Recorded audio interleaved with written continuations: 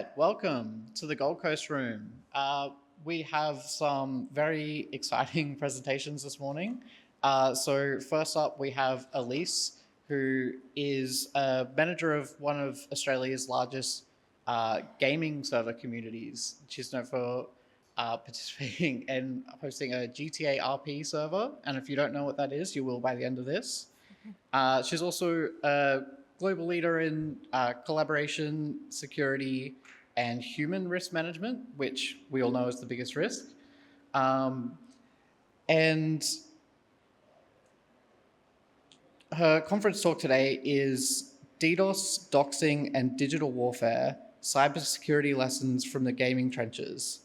And before I call her up, I will just remind everyone, as soon as you have an idea for a question, do fire it down on the app so that when it comes to the end, we can ask the questions through the app because we won't be passing around a microphone. So can I please get a massive round of applause for Elese? Thanks, Kobe. Thank you. All right. Is this mic working? Hello? Is it working? Yeah, there it is. All right, cool. So it's 2 a.m. on a Saturday, and I'm sitting down watching our server's traffic graph go from a flat line to 87 megabits per second in about 4 seconds. Our incident response plan is panic, message our hosting provider on Discord, and then panic some more. The threat actor is a 16-year-old in Perth. He's upset because we banned him for griefing another player. That attack cost him about $5 on a Buddha website, and it cost me a whole heap of work that night. So I'm Elese. This is my first AusCert, and I'm going to talk to you about a corner of the Australian threat landscape that no one writes reports about, community-run gaming servers, and why I think it should worry you a little bit more than it probably does right now. Hence the Negroni in the photo.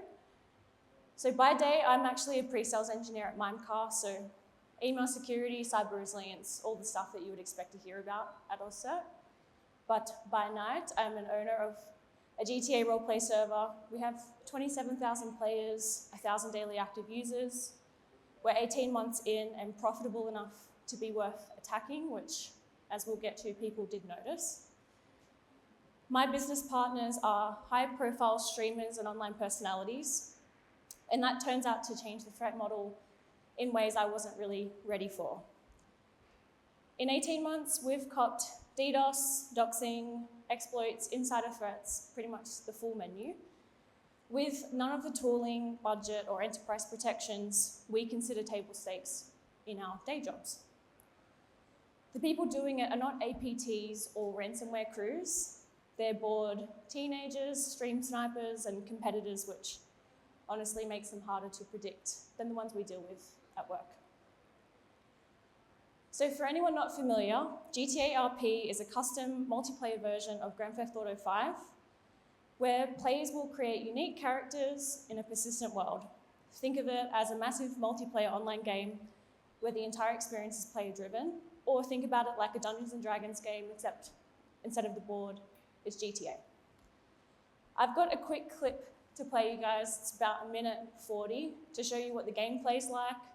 Hopefully it will get you into the mood and you can start imagining what I'm describing, so enjoy.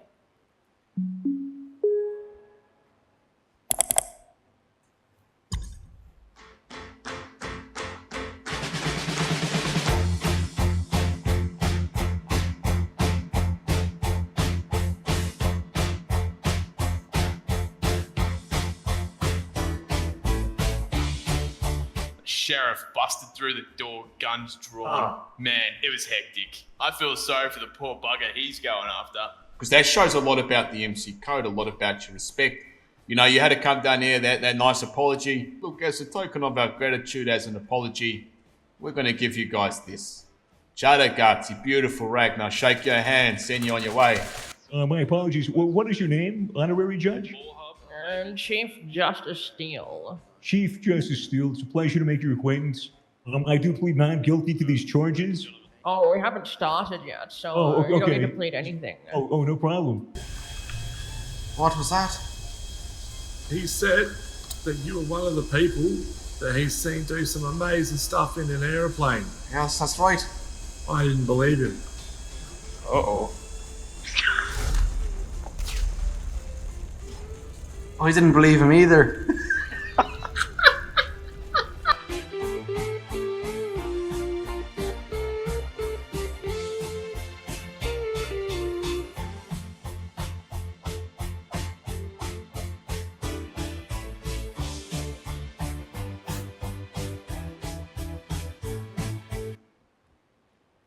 So as you can kind of gather, it is a living world. Players create characters, they run businesses, they form relationships, get into conflicts. We have streamers who are income dependent on our gameplay, therefore our server, which people like me have to keep secure. This scene really took off, in my opinion, thanks to COVID, because a lot of people, as we all did, fled online to get our social fix and combat isolation, and this was a symptom of that. So there are other servers all around the world managing thousands of concurrent players, real virtual economies, and communities that people are genuinely invested in. People, through their characters, are living out entire lives online. And I really want to stress the investment here. The player that has the highest play count in our server has clocked 5,000 hours in 18 months, which is 209 days. And when I queried that data, that guy is not alone. There's a lot in that upper echelon. The reason why I say this is when things go wrong, when someone doxes one of those community members or the server's DDoSed, it's not theoretical, it's immediate, and it is very personal for these players. So the platform that we run on is called 5M. The two-sentence version is it's a modding framework that lets people like us run our own GTA server with our own code, our own rules, and our own infrastructure. It's how we can have players cook their own meals at a restaurant, drive custom-built cars, walk into a courthouse that you saw in the clip just before, and none of that exists in vanilla GTA. Here's the part that matters most though.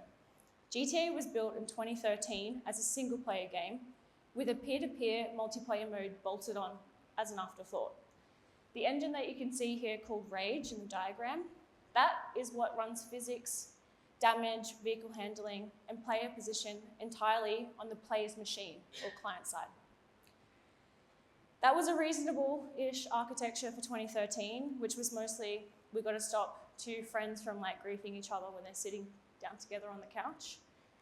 But it is a terrible threat model for 2026, especially if you think about Rockstar's reputation, where the threat model is the entire internet is trying to break your game. So 5M sits on top of that engine, and it replaces GTA's peer-to-peer model with a dedicated server that we control. But we cannot replace the engine itself. So the client is still the source of truth for most of the game simulation. The server can observe and validate and override in some places, but it cannot independently compute what is happening in the game world because it has no physics engine. Rockstar since has introduced kernel-level anti-cheat for GTA Online, the primary online mode, but that protection does not apply to us. So when you're listening to the rest of this talk, the mental model for you to hold is every defense I'm describing being built is on top of a foundation that was never designed to be defended, and we're really not patching bugs, we are working around architecture. So, I'm going to zoom out a bit. 3 reasons why I think gaming has turned into a cybersecurity war zone. I'm going to use our server as the case study, but the pattern holds across the industry, and the 3 reasons compound each other. First is high-value targets and low-stake attackers. We've got 27,000 players, 1,000 daily active users. We have real money flowing through the business, real communities, real emotions. When someone loses a turf war or they get banned, it feels hard done by a moderator. The retaliation isn't a bad review, it's a DDoS attack. This isn't unique to us. Every server above a certain size becomes a target because the attacker doesn't need a sophisticated motive. Boredom is enough and a grudge is enough.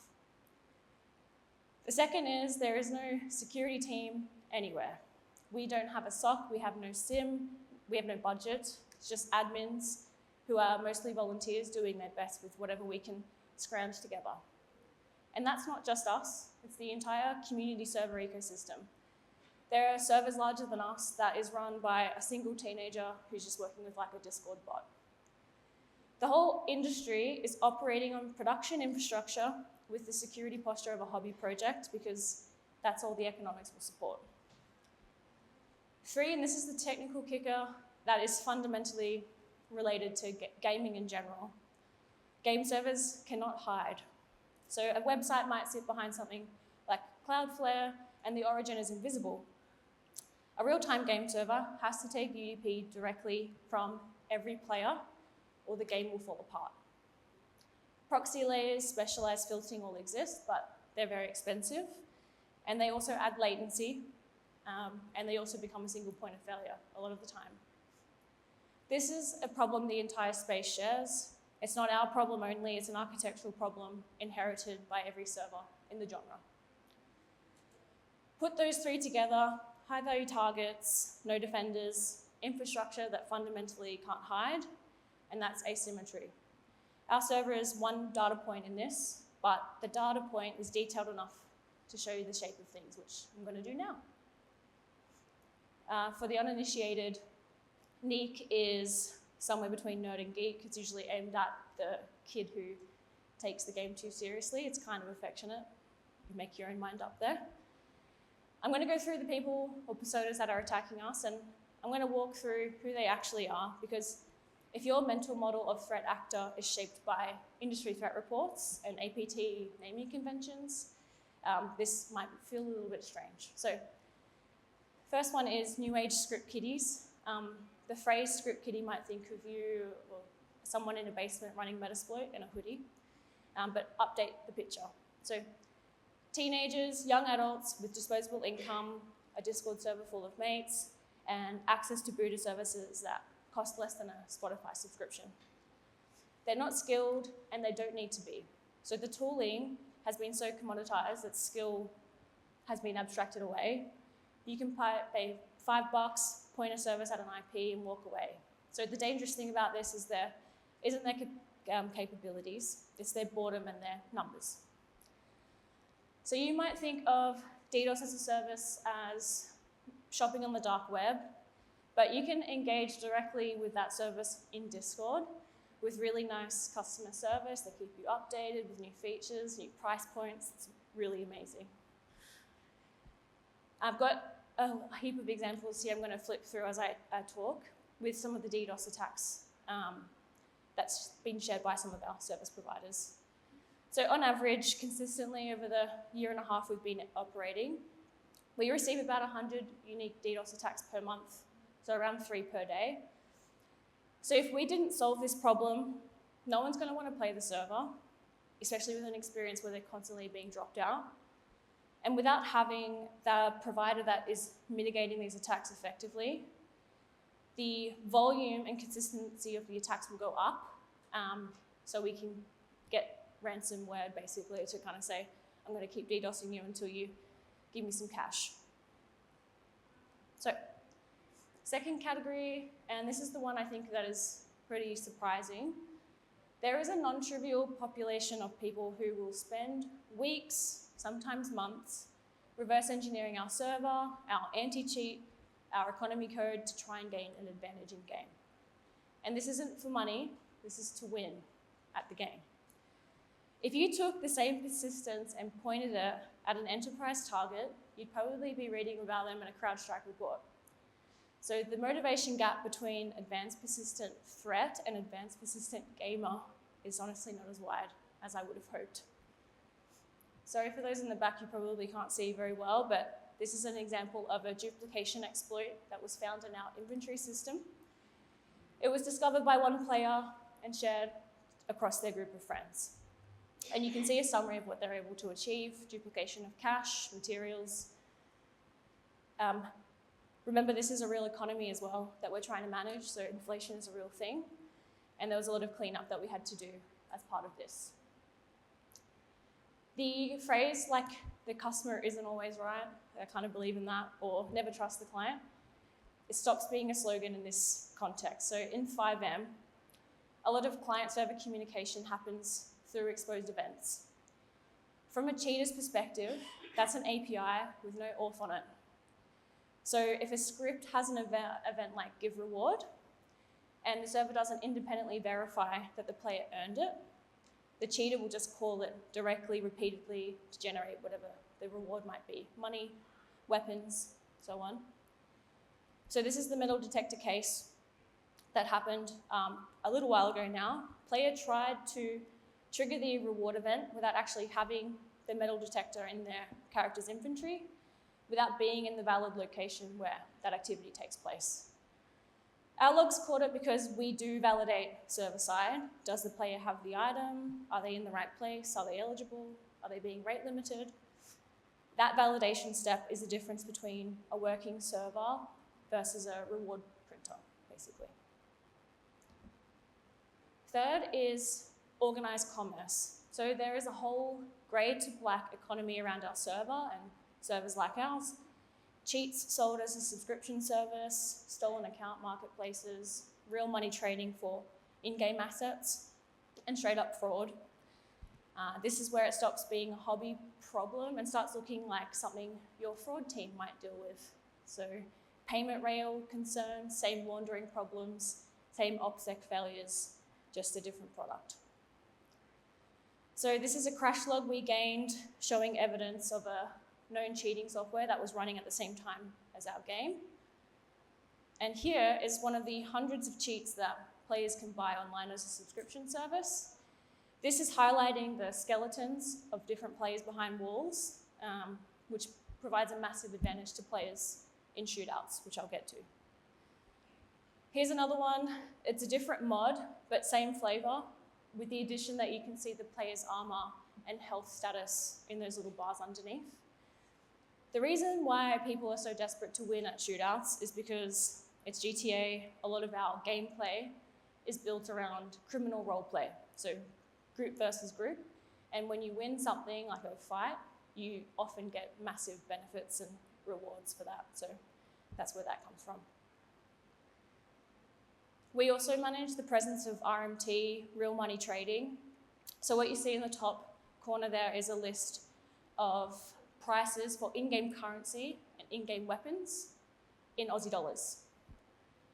The GIF that's cycling through is a compilation of RMT transactions a band player pulled together on his YouTube channel to, show off what he was able to achieve. Now, a lot of times, cheating and exploiting feed into the RMT problem more. Because if players find exploits or they use cheats to give them access to people's inventories unnaturally, the opportunity to make money and commit fraud increases and the risk for us compounds. Okay, this is some technical meat now.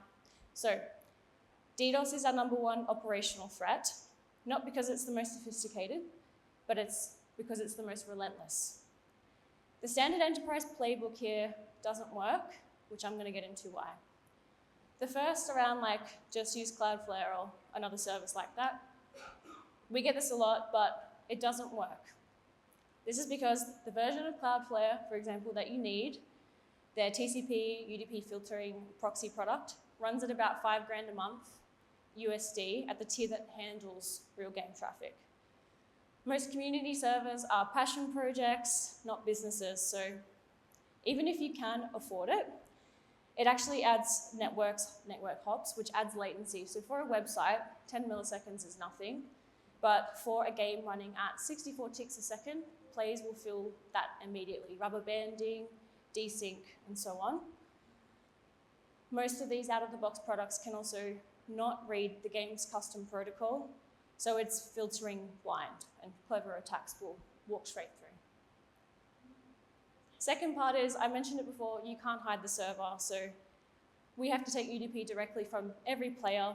Our IP is exposed by design, and any proxy you put in front of that will get leaked or bypassed quite quickly. Game traffic runs over UDP, which is connectionless, there's no handshake.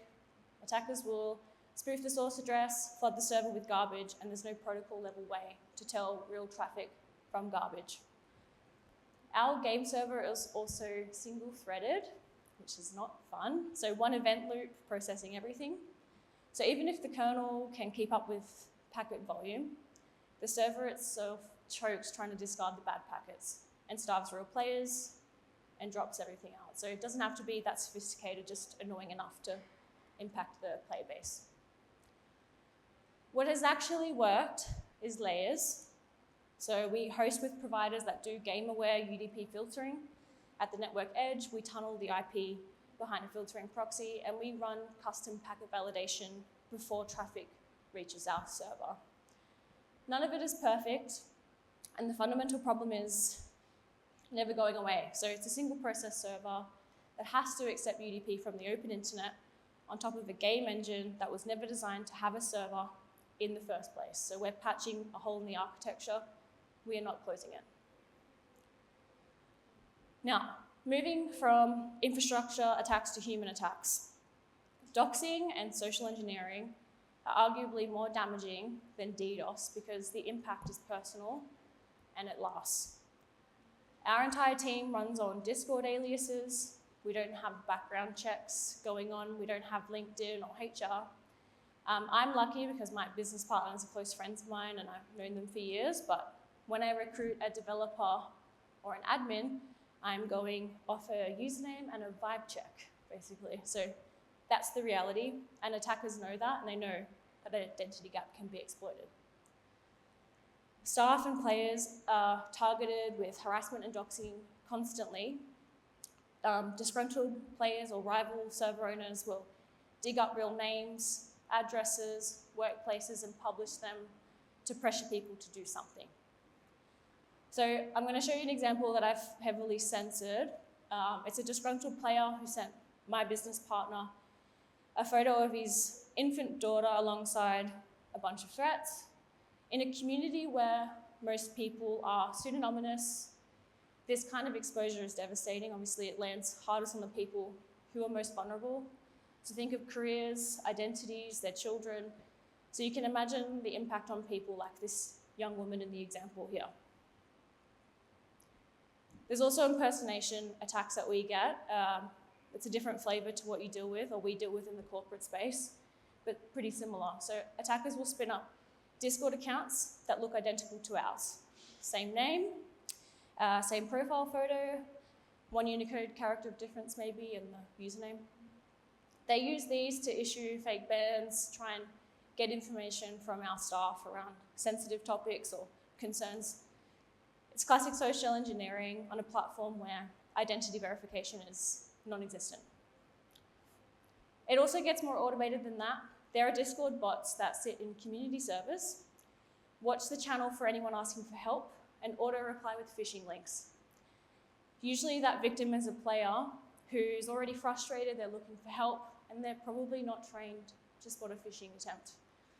So the attacker doesn't have to be online for that. The bot's doing all the work. So we've had to build an OPSEC culture from scratch, enforcing two-factor authentication on every account. We do RBAC in Discord, which probably sounds funny to you guys hearing that. We do weekly audit reviews on what is accessed and for what reason. We also hold separate identities for public versus admin work, which is why on the website I haven't put what server it is, but I'm happy to talk to you guys in person after the talk. It sounds excessive for a video game, but when you're responsible for 27,000 people and real money, you don't really have a choice. So, moving on to the exploit surface. This is where inheriting the architecture from Grand Theft Auto 5 really hurts us. So, I mentioned GTA 5 is client authoritative. The client computer computes the game world and tells the server what happened. 5M doesn't change that, it adds the server component on top, but that server can't simulate the game. It has no physics engine. So when a client is telling us, I teleported here or I shot that player, the server largely has to take that on faith, and the architecture predates the idea that the server needs to be the authority, and that's how games like Fortnite and Counter-Strike are designed. in comparison. The way mods talk to the game makes this worse. So when you load FiveM, it hooks directly into the running GTA 5 process in memory. The scripting layer on top, the part that does all the gameplay logic, calls straight into the engine's internals. From the engine's perspective, a script and the game itself are indistinguishable. That means any code running on the player's machine can do anything the game can do. And the player's machine, by definition for us, is untrusted. So what does that look like in practice? Attackers inject code into the client and then fire fake events at the server. I picked up $1 million, or I now spawned this car out of thin air. We receive, through the event handler, every one of those events, we've seen players fire thousands of those to try and trigger something and get something from the server. Our detection stack, and calling it a stack is like pretty generous, is community intelligence and manual review. Players will report weird behavior, we go through logs, we cross-reference with Discord, we act on patterns. It's not scalable, but it's what we have. Anti-cheat helps, but attackers will continuously reverse engineer the problems and protections faster than we ship them. So it's a cat and mouse problem. The cat's got a full-time job and the mouse is on summer holidays, I'd say. So our SOC, this not a SOC, actually looks like this under the hood. So we've built this because there's nothing off the shelf for these use cases at all. So this is our in-house aimbot detection tool. So when a player's behavior starts looking anomalous, say the camera's moving without any mouse input, tracking targets through walls or strike windows hitting too clean, we auto-clip the first-person view from the game and surface that for review from an admin. So we're effectively running CCTV on the gameplay, so we can replay that and take action. Underneath that is the timing layer. So we're tracking relationship between physical mouse input and what the camera is actually doing on screen. When the camera moves and the mouse didn't, that's a signal. Or when damaged windows line up too cleanly with strike events, it's also a signal. None of these are conclusive on their own, but it helps us build the case to remove unwanted players eventually. And underneath all of this is logs. We ship everything to Loki, and we do live querying and filtering in Grafana. So roughly 600,000 to 1 million player events per day, depending on player count. If it's the weekend, it goes up. This graph is every log line we've received since launch. It's 350 million events, give or take. So that's how we go back and reconstruct what has happened. The level of constraint for this game makes this harder because most games run kernel level anti-cheat. It's an agent that's installed on players' machines that can see process memory, hook into the OS, do everything an EDR does. We can't do that. We're a community mod on top of a third-party game. So we're doing anything that we can to detect what's visible just to the game. So everything I've shown you is kind of like endpoint detection without the endpoint. So this is a migration slide. I'm going to walk you through it because it's a different lesson I've learned over time. So over about 18 months, we've moved hosting providers 8 times. We didn't want to, but each one has failed us in a different way and taught us something about a market that most of you probably haven't worked much with. Big names you reach for don't work properly for our game protocol, or they price lock you out the moment you're a small operator with a high attack rate. So you end up in a niche market, small specialist providers who spent years building custom filtering networks, specifically for games. And that market has its own problems too, which you'll see shortly. So we started with data packet, and no application layer protection there, and the network mitigation was too slow. So once it tried to kick in, players were already dropped. We then moved to OVH. They did generic UDP filtering, so couldn't tell our game traffic from attackers' traffic. We had to move along there. Then we moved to Tempest first time, and that worked for about like a week. They gave us 2 hours notice that they had to pack up their data center and move. So we were like, okay, cool, and that was the end of that story. So we quickly spun up an EC2 server in AWS. We had to use their baseline DDoS protection, which was not enough. And again, their Shield Advanced product is $5,000 a month USD, so we priced out and had to move on. Vibe, round one, same problem as the earlier providers, and that mitigation again was too slow. So bad player experience and we had to move on again. Tempest moved their DC, so we went back to them, and that was quite stable for a while until we got some news articles sent to us about their parent company being sued for over $1.5 million US for unpaid hardware leases. So that was like a, let's not wait and see, this is pretty risky. We then went to one of one. They were functional, but layer 7 filtering was pretty iffy, and their main customer base is in EU or US. So our protection standards in Australia wasn't up to scratch, and we had to move again.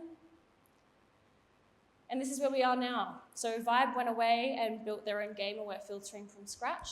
That's 17 terabits a second of network capacity, and they understand our native protocol. So solid service, touch wood. Hopefully I'm not back here next year telling you about 8 more moves. So through all of this, we're still being attacked 3 times a day. And the point of this is, I guess, the security market is shaped by who can pay. Big providers are built for enterprises with enterprise budgets and enterprise threat profiles. So the niche providers that serve the rest of us, they're technically capable most of the time, but also commercially fragile. This is the market that the rest of the internet is dealing with, and it's worth knowing it exists, I think, in our industry. So what does this matter for any of you guys in the room? People who do this professionally, at scale, and with budget. First is, DDoS is not solved. It's solved for web apps behind like a Cloudflare, but it's not solved for anything that can't sit behind a reverse proxy. Game servers, IoT, real-time comms, anything custom UDP, you're back to square one, so your context matters. 2, trust breaks when identity is fluid. Enterprise security assumes that you can tie actions to a person through SSO, MFA, HR records, but in a community where identity can be created and discarded in seconds, that entire model collapses. So you end up relying on behavior, reputation, pattern, which, by the way, is where I think enterprise is probably going with rise of agentic. Third is plan for irrational attackers. Not everyone wants money or data. Some people just want to watch stuff burn. So they notice your incident response playbooks. If you think about those that you've got in place, assume rational adversaries with clear objectives. If you think that, then you probably have a blind spot. The blind spot is exactly the kind of actor most likely to do something your plan didn't model for. 4, your users are your best sensors. Our best threat protection is not a tool, it's our players. They notice things that are off and they go and report it to us because it's their community too. The enterprise version of that is if you make reporting easy and you make people feel ownership, they don't feel guilty for putting their hand up, your headcount of detection analysts just went up by your headcount of employees. 5, constraints force prioritization. When you can't buy your way out of a problem, you find out what actually matters. Open source, custom scripts, operational discipline, community. We didn't choose these because we're principled, it's because we're broke. But the prioritization we were forced into, I think, is the same prioritization a 7-figure budget should produce, and it usually doesn't. When I started running the server, I thought I was doing something completely different to my day job. Cybersecurity, sales engineering on one side, and video gaming on the other. They had nothing to do with each other. I think I was wrong. Same attackers, scaled down. Same techniques, simpler tooling, same playbook, smaller stakes. The teenagers who DDoSed us this year are the people your SOC might be tracking in 5. The reverse engineers who spent 3 months cracking something in our anti-cheat might move on to a different threat or target of something that actually matters. The operational reflexes that they're building right now in our very weird little corner of the internet are the reflexes they'll bring with them. So pay attention to the playground. That's where the next generation is training on both sides. Thank you guys, it's been an absolute pleasure. That's it.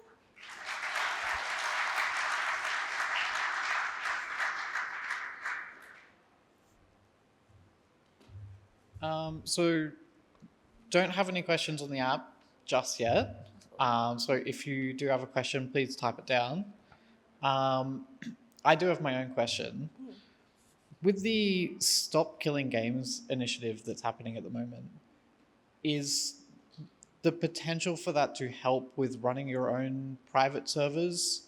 Like all of this stuff, the game was never designed for you to run something like this. Is this the kind of thing that could help in the future? I think so. I think like having more support in that way and like more of a sanctioned program like will help a lot. It's exciting. Yeah.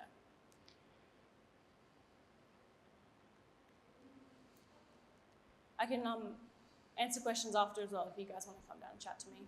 That's fine. Cool.